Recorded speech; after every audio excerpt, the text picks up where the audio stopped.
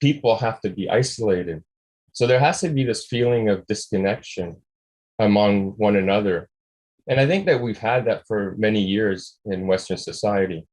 I mean, sometimes, I don't know about you, but neighbors will just go about their business without even saying hi to one another. You don't even know what could be going on in their houses. You have no idea if they died, for several days, if they don't know what's going on within their immediate community. So there is this disconnection that's been in place for many years.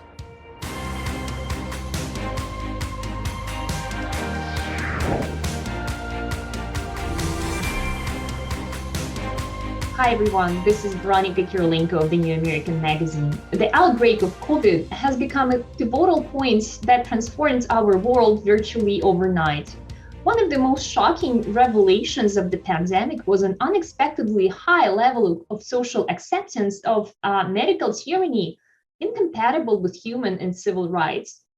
Why did it happen? Our returning guest today, Catholic and theologian philosopher Dr. Scott Ventureyra of Canada, covered this topic extensively in his just published book, COVID-19, A Dystopian Delusion. Doctor, it is great to speak with you again. Likewise, thanks for the re-invitation. Thank you.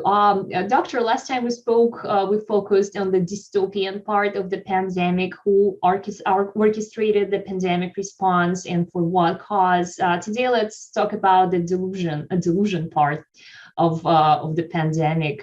Scott, please tell us how you explain that so many seemingly reasonable people gave up their freedom so readily. And why do so many continue to accept absurd pandemic measures and unstudied medical interventions? Right. So, I mean, the term delusion should be defined, first of all, and I see it as something that is false, or it could be a fictitious belief that is caused by a mental illness. And I think both can be applicable to the case of the accepted narrative here with COVID-19. But what I mean by a delusion is to think that the virus SARS-CoV-2 and the disease that causes COVID-19 are the real reason for these unlawful and totally unnecessary coercive and draconian measures. I also think that it's delusional to think that it poses an existential threat to the average person. Mm-hmm. While it's true that the virus can be harmful to some people that have comorbidities, but roughly 90% of the world's population can recover from it. And I'll just mention something as a side note, because we're talking about the subject of delusion. I was reading a paper this morning, I believe it was an article in the Daily Mail, and now they're making claims of this condition called sudden adult death syndrome. So obviously, the first thing that strikes in my mind, this is caused by the vaccine itself. But so from the other, their narrative, the mainstream narrative, they'll say that we're delusional to think that anything that is harmful or causes death through the vaccine is a delusion. But in reality, this is just pure gaslighting, because we see this happening shortly after people are receiving the vaccine, or maybe after their boosters. So I just thought that was an interesting thing to bring up when we're on the subject of delusion, because the mainstream media has a tendency to be gaslighting people, incessantly. So do you think it's the media to blame? Well, I believe, the media in conjunction with the health organizations and, also the globalist elites. And so it's in conjunction with all these different organizations. And so people, that already suffer maybe from a post-traumatic stress disorder are more susceptible to this fear-mongering. Mm-hmm. So the thing is, it's inexplicable, why these SDS, the sudden adult death syndrome is occurring. So they're trying to focus, their, explanation of, why this is happening, and trying to say that we're the ones that are delusional for thinking the vaccine is causing such a thing. But I'll say another word about the book itself. So it's important to realize that the delusion is not that the government and these organizations and big pharma are in lockstep in creating this dystopian society. That's not the delusion, but the delusion is certainly that the virus is, the reason for these draconian measures. And yeah, so this is something that people, are, about 30% of the people just are not computing yet. And so, are they in the mode of what you call an unthinking compliance in your book? Please explain in a bit more detail what it means. Yeah, so unthinking compliance is kind of like a knee-jerk reaction to just following whatever government directives. And so, at the beginning of the pandemic, I was shocked by people who were just automatically, locking down and just not even asking questions. They were just complying with whatever the government was mandating at the time without even any medical evidence. I mean, at the beginning, it's more understandable than months later. And you see people right now still wearing masks after they've been, triple dosed with the COVID-19 vaccine. But what I found very interesting was the work of Matthias Desmet, who talks about this mass formation psychosis.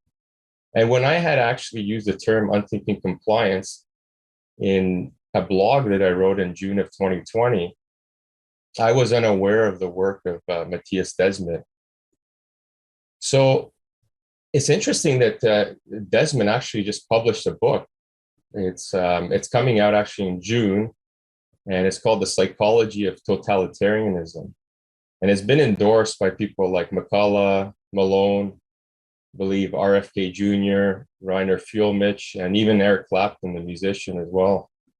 So Desmet, through many years of his research, discovered that governments can gain compliance through a sequence of what he says are psychological attacks. And this functions as a sort of hypnosis phenomenon, he says. And so he suggests that 30% of the population are very susceptible to this. And there's an additional 40% who just follow these demands because they don't want to face backlash, and they still want to travel if you need a vaccine passport. They still want to go to bars and restaurants if you're not allowed to attend them without vaccination status. So then without the passport, rather. Yes, without the vaccine passport. Right. Yes, yeah. And so there's a 30% that look at this with pure skepticism, like people like ourselves. And so we're, considered the non-compliant and rebellious group. And so he discusses, there's a certain components that must be in place before the process can even, the process of mass formation psychosis can be effective in the case of COVID-19, for instance. So one of the preconditions he discusses is that people have to be isolated. So there has to be this feeling of disconnection among one another.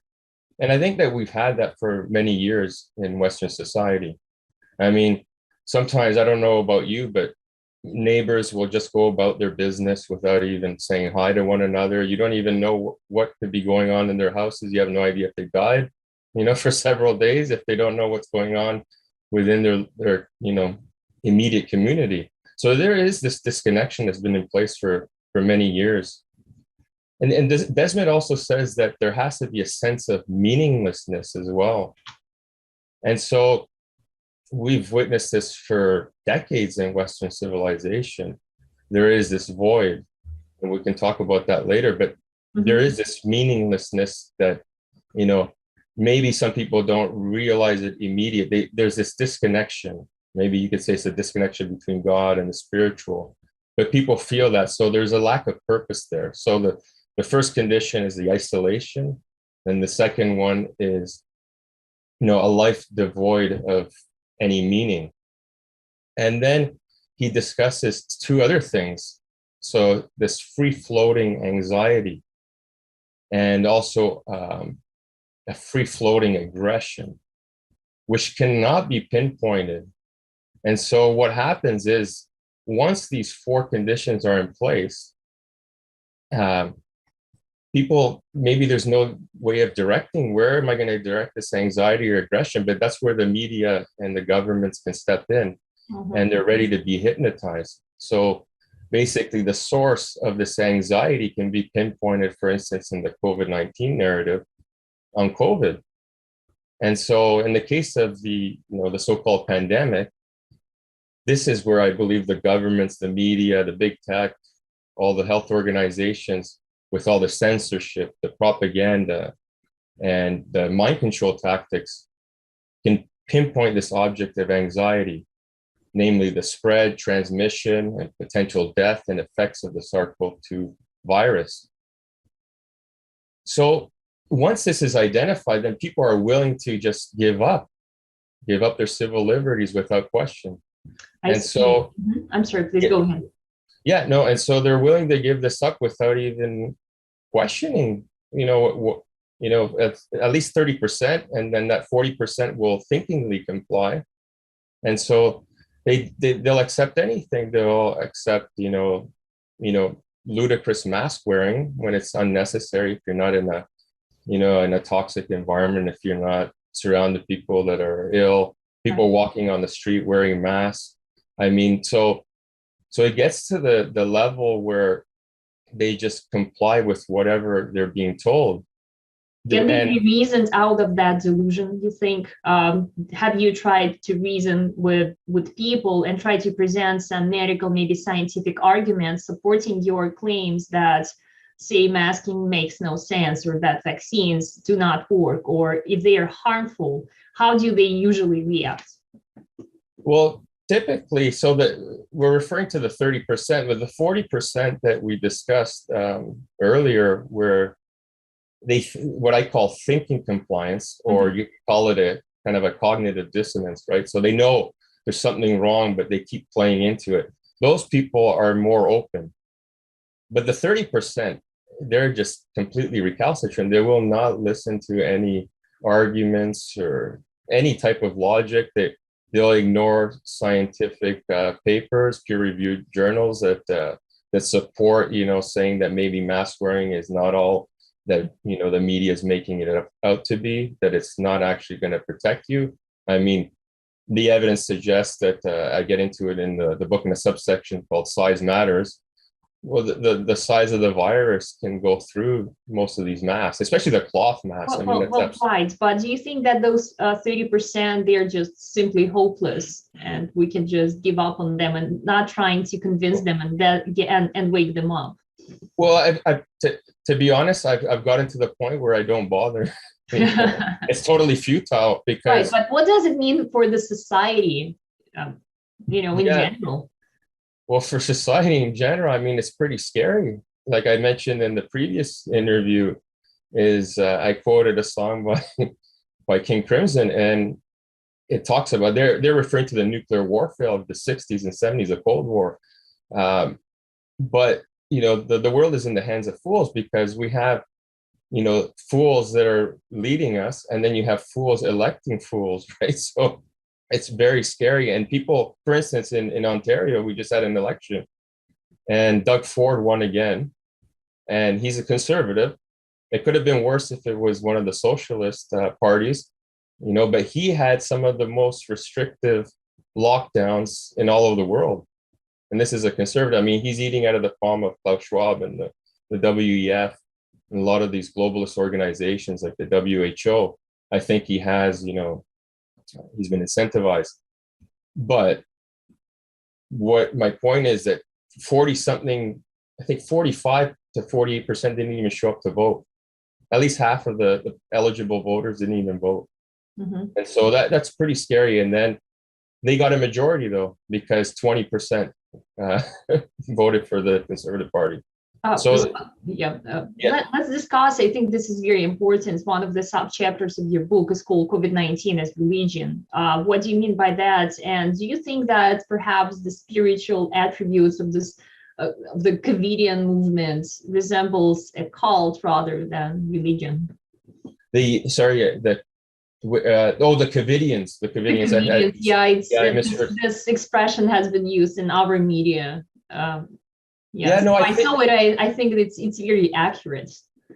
Yeah, I mean, so the purpose like of that subsection was to draw parallels between COVID-19. I can just list a few for the audience.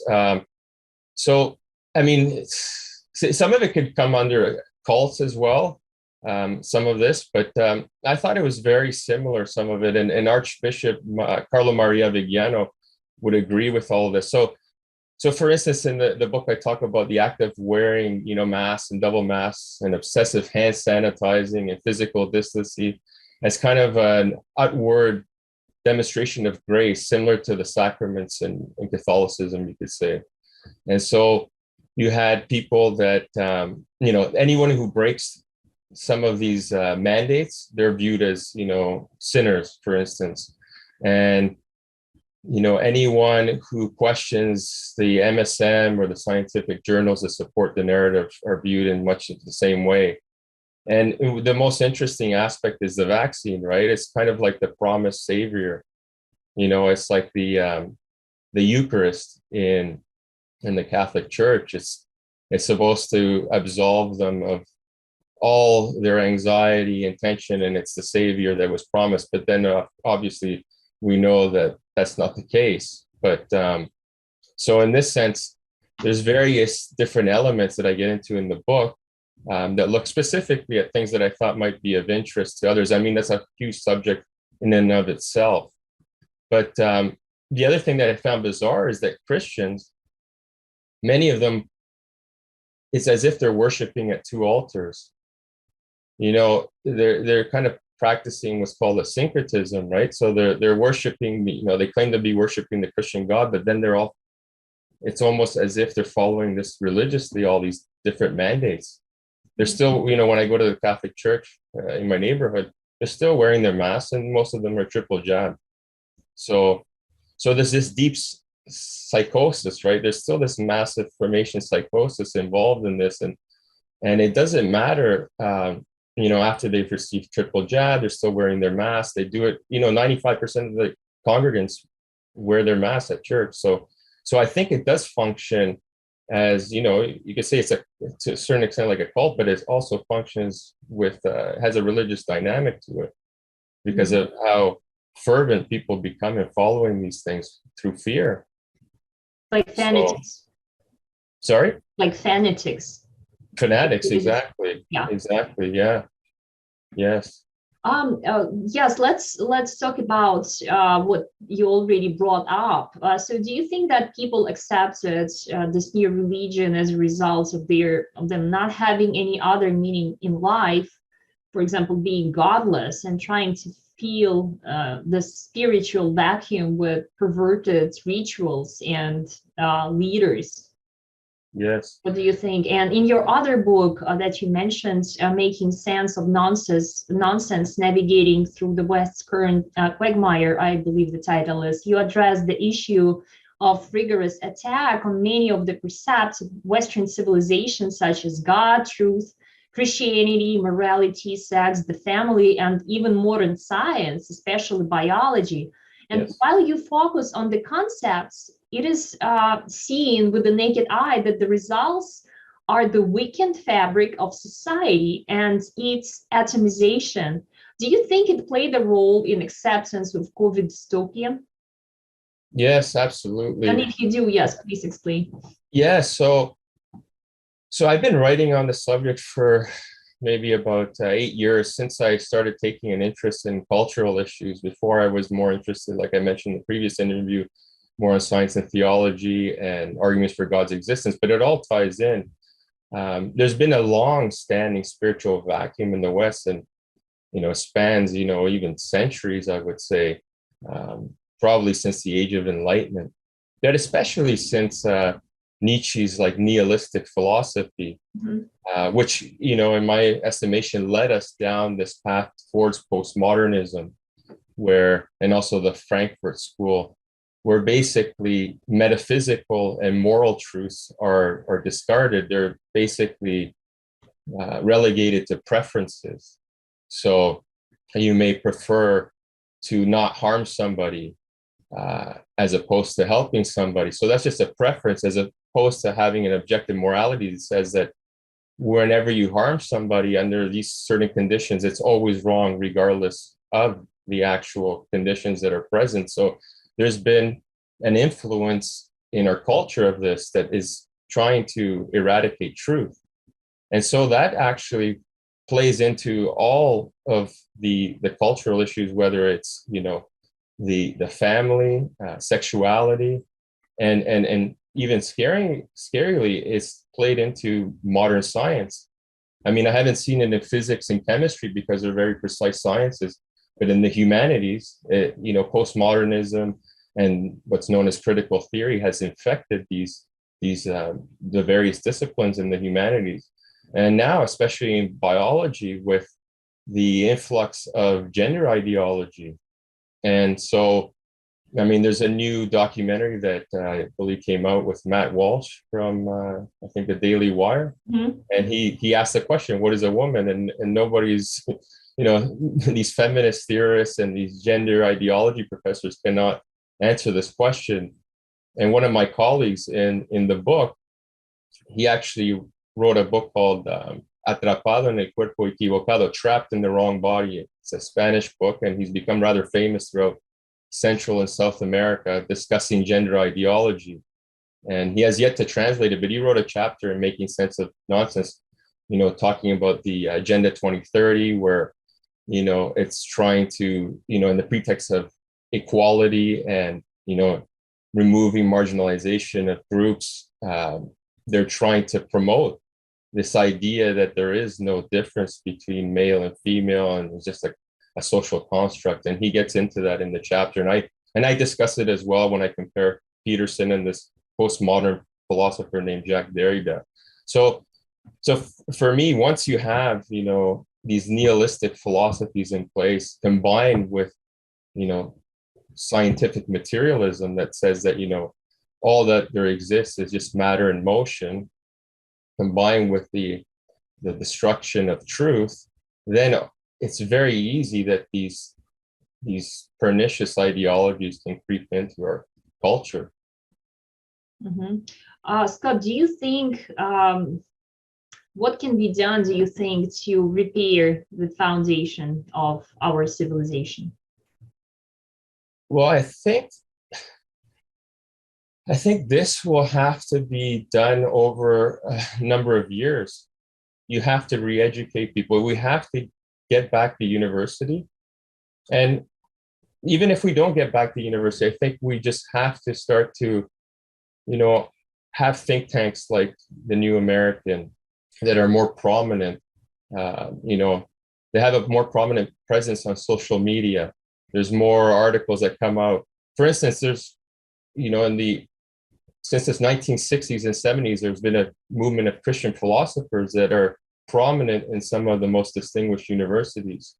So 15, 20 years prior to that, Christian philosophy was ridiculed based on this thing called the verification principle. So if you can't verify something through the five senses, then they deemed it as absurd or nonsensical. So there's been a movement for Christian philosophy, and I think we can do that with making inroads throughout the culture. And you see that with organizations like Turning Point USA. And so they can have an influence on, the mindset of adolescents and young adults.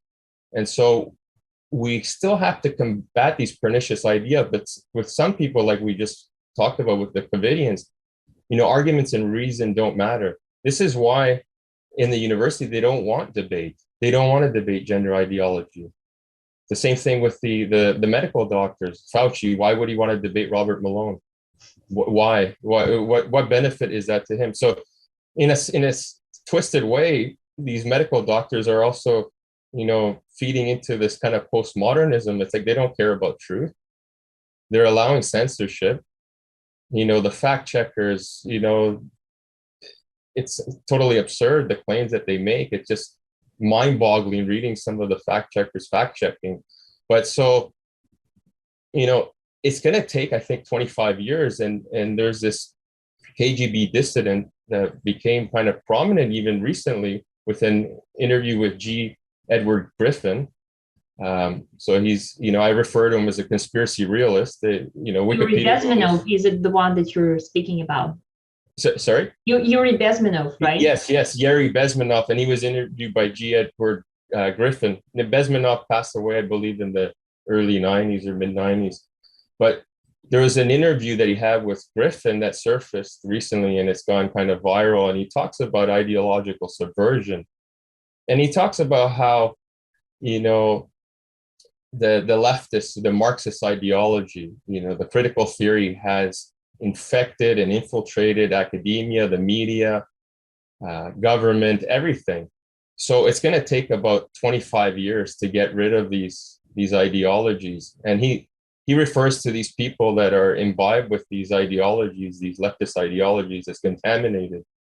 And so it doesn't matter what you say to them. He says, the only way somebody may wake up to realize that Marxism and communism doesn't work is when they feel the steel-toed boot of a communist soldier on their butt. So that's the only thing that's going to wake them up. And so I think it's going to take hard work, but it will probably take a generation to reverse this kind of leftist ideological mindset that's so pervasive throughout our culture, and it's unthinkingly accepted, just like the COVID narrative.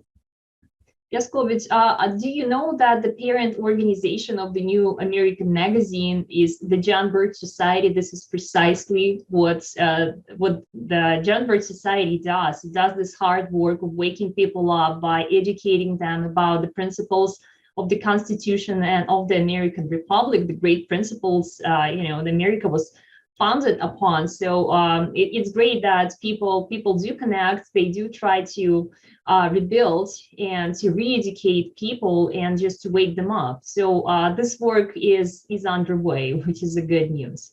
And I'm glad that we were on the same side with you. I'd like to thank you for taking the time to share this information with us. And please tell us what's the best way to follow your work and where to order your books.